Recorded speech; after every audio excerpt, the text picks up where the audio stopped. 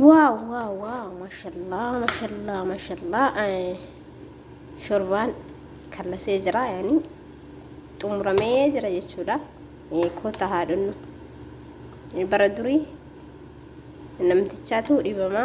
namtichi kun ka dhibamu jechuudha dulla sitti ba'ee jira jedhani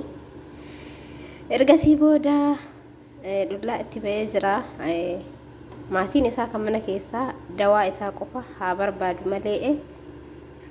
maal dhugaa fi maal nyaata jedhanii dhiyana isaaf hin kennani